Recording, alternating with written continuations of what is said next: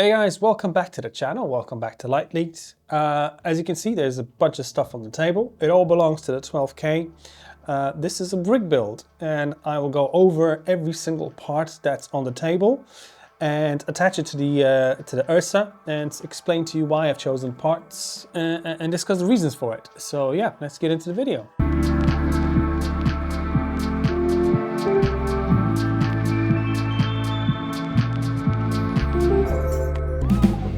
So as you can see, I've got the 12K in my hands. This is bare bones, almost, because there is already an attached V-mount plate on there.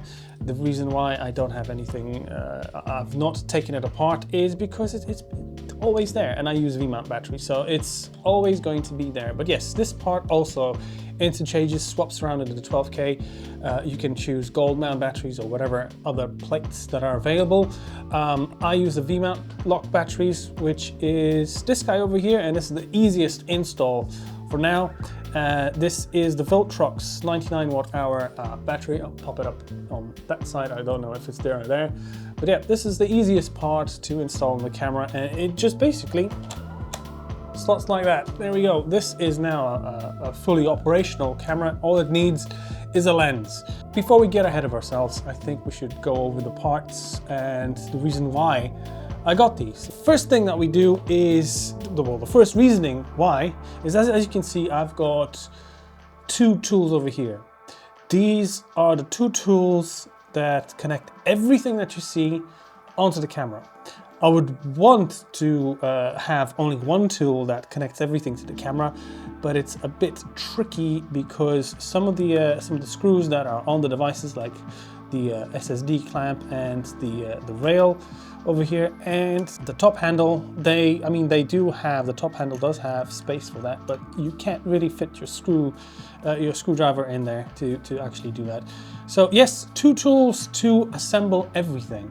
Let's start with the camera. This has a side plate on it already. It's from Small Rig. I don't think you can't find this on the Small Rig website anymore because it is such an old device now. It's an older device, and sales have most likely not been very good for this side plate. But regardless, if you can find this side plate, whether it's secondhand or somewhere else from like a place like AliExpress or somewhere else, yeah, please do get it, because the Small Rig fits perfectly and it gives you tons of attachments, as you can see, and it moves. The airy handle, as you can see, attachment from somewhere there, which is past the point of the camera, and it moves it up to the front a bit more, which I think in my case it's better to have it more to the front than to the back, because I use the camera mostly handheld and very slightly on sticks. So yes, I do like to have it the handle more to the front to the back. As you can tell, there is no Blackmagic Design side handle for this, because I use the DJI side handle for this, because that actually controls the start-stop, and it also controls the focus, but we'll get into that later. Okay, so that's the side handle that's already attached. I think what we should start off is by attaching the base plate. The base plate here, I've got it right there. Let me just flip it around. That is a Small Rig. So this is the Small Rig base plate. It's got two carbon fiber rods from Nietzsche attached to them. I think we should just first of all start attaching these in place. And as you can see, screws. I've specifically bought some extras on here just to have more screws, and that goes on first because that's the main sort of build and the main thing that goes onto the camera. Yeah, nothing more to say. Next, what we're going to put on is the quick release plate from DJI. This is the longer DJI one. Longer is because I actually use it like so, and there is a reason why I'm doing this that way, and I'll show you in a minute. But let's attach the quick release plate first of all. You can see that as well. There. So that's attached. That is attached, not very straight. So there we go. I did not actually attach it correctly on there. There is some play in it. So what I can do is, as you can see, if something goes not according to plan, I still have the screw to play with. And there we go. Now it's all nice and sturdy in there. Cool. So I think the next thing, because we are upside down, the next thing that we'll have to talk about is the SSD holder. This is essential for 12K users, just because of the file sizes that you guys may incur.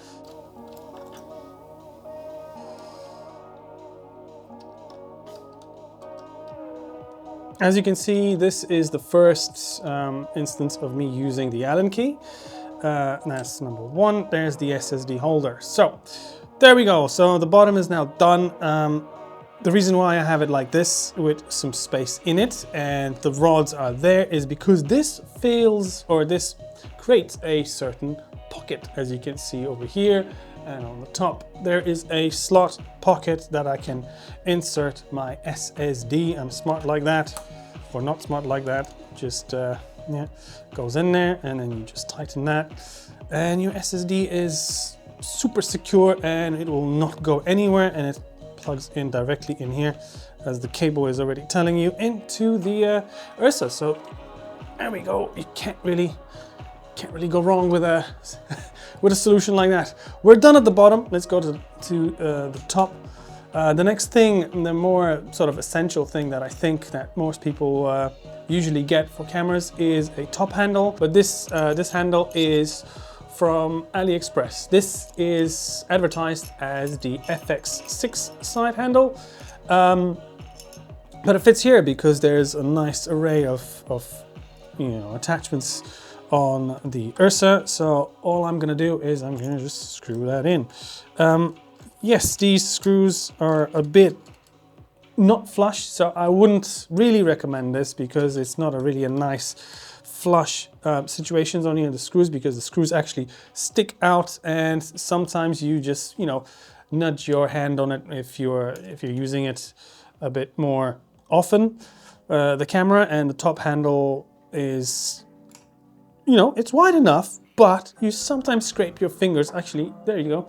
That's the reason why I've got a tiny bit of a scrape, and that's because I've been in, out, moving the camera around. When you're run and gun shooting, that's what happens basically. Right, so that's the top handle. I think what we should do, let's just put it there so it doesn't roll off. The next thing I should do is probably show you the side plate and what I attach to the side plate. So number one, I have this, I think this is the small rig attachment, and the reason why. So number one, sometimes I use it this way and sometimes I don't.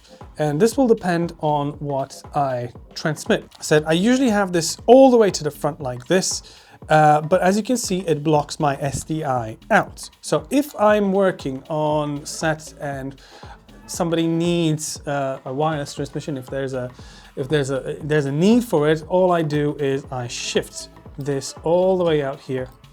I'll basically go like this. And the reason why I have this is because of the DJI handle, but we'll get to that. But yeah, if I just attach it, maybe just for the purposes of the video, just so it's complete and I show you what's what and how I complete it, it's gonna be attached over here. I don't have any other attachments that go on there. So yep, this is what we're going to attach, and I'll tell you, well, you can already notice why there's a rod in here. That rod is basically for another attachment. Cool, so that's attached over there. I think we should continue with the side handle. So as I said, I don't attach the Blackmagic Design side handle because I have the DJI Pro Grip. So what the Pro Grip does is it basically allows me to, let me just go like this. It allows me to control my autofocus. There we go. This is as easy as it gets to the DJI handle. There it is. It's already attached, and we can move on to the top again, I think.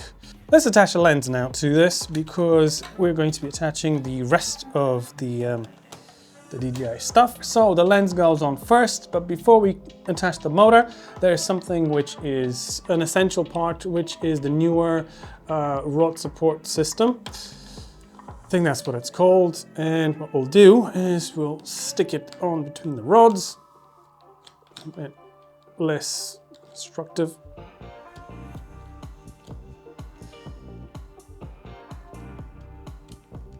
Like so, and I just usually have it just slightly sliding This is not necessary for this for the Sigma 18 to 35 because it is heavy, but it's not the heaviest lens I've got. It's always on, but it's usually down just to not interfere with anything else. I think I've got this a little bit incorrectly, but there you go. Yep, that's attached. The next thing that goes on, it will be the DJI focus motor. So the DJI focus motor goes on here and gets attached to the lens. Let's tighten that down.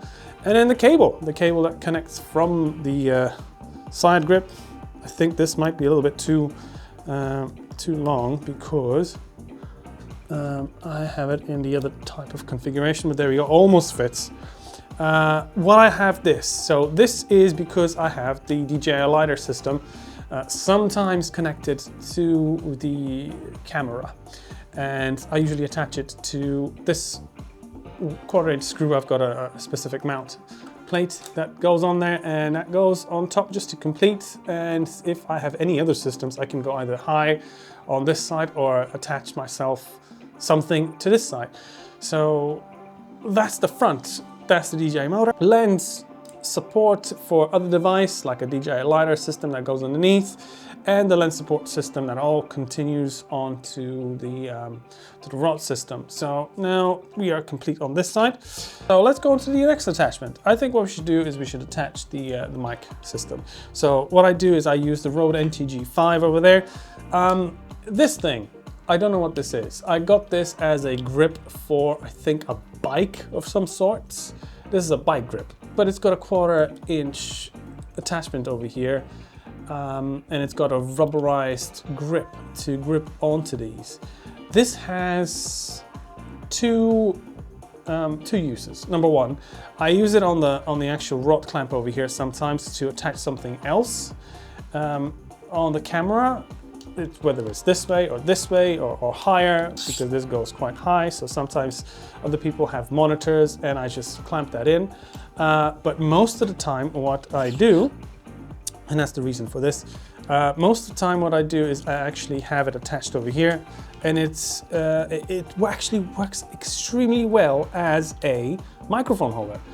For some reason, it doesn't rattle. It doesn't do anything. The mic output is excellent with this.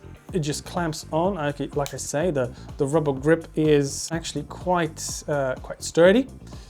It does not rattle, it does not shake, it doesn't do anything. Even when a run gun situation, there is no sound transfer into the grip or into the body or into the microphone. So it works great. The next thing we should do is we should attach, it's most likely the cables. So I'm gonna just attach the cables on here. So that's number one and number two, and it's gonna go into here. There we go, and now there's the microphone system. So we can now stop. This is ready. I mean, ready for shooting, run and gun shooting. It's got everything that we need, everything necessary. Any other extras is now extras. So let's get with the extras. So number one is going to be the monitor. Very easy to do. I've got a small rig attachment that goes on the top handle. It's actually quite good. If you tighten things down, you have to tighten things down very well with this, especially with a heavier monitor like the 12G 7-inch one, and then especially if you have NPF 970 on there for longer periods of use. But yeah, quite heavy, and yeah, it works correctly. It twists fine as long as you have it all set up correctly. It should stick in place. No worries there. I mean, it does have a little friendly twist over here. So even if it does start falling off, you can tighten that down. And let's put it in because we're getting input in from our SDI main port, because that gives us 12K signal. Well, not 12K signal, 4K signal. 21 by 60p, I believe. So there we go. I twist it around like so. And that's it, that's the monitor. Next thing is the wireless system. So this is the DJI wireless system. This came with the package that I got with the DJI RS4 Pro package. with the gimbal. So it came with the gimbal, and I use it quite often because it just gives me the opportunity to send a signal to a little box like this. This is a normal Amazon find cheapo HDMI converter, HDMI to SDI converter box. This is only 1080p, but it works perfectly for the purposes of sending signal to somewhere else. And what I do is I don't attach it to any of the other ports because I can't anymore. I attach it into the SDI port, to the main, sort of, not main, but to the back SDI port over here, and into the port slot here, to the side handle. And then this USB just attaches here for power, to power that port, like so. And there we go. We now have antenna which transmits signal to another device like iPads and stuff like that. I can use that with this guy, and that's usually what I give when I'm on jobs. I give them an iPad that's got the signal, it's got the DJI Ronin app running, and that's how they get a stream without me having to have a side monitor or have them attach something else. But again, it depends on the type of work that you do. So the only things that I've left are the cable, the SD cable, and this is the body cap. We've done it. We've assembled the camera. This is how it looks like, sort of not fully assembled, but assembled on most of my shoots is this type of setup. I think it's quite functional. It's not too heavy, as you can see. We can go lighter without the monitor. But yeah, this is essentially it. Let's spin it around. Anyways, thank you guys for watching. I shall see you in the next one. Tell me what you would like to see next. Would you like to see some more sample files of the 12K? Maybe there's something else interesting that you saw and I didn't go over. Please let me know in the comments down below. I shall not be putting links up because some of them are not available anymore. But yeah, just comment down below and I'll answer what I can answer and tell you what we've got attached over here. Yeah. Thank you for watching. I'll see you guys in the next one. See ya.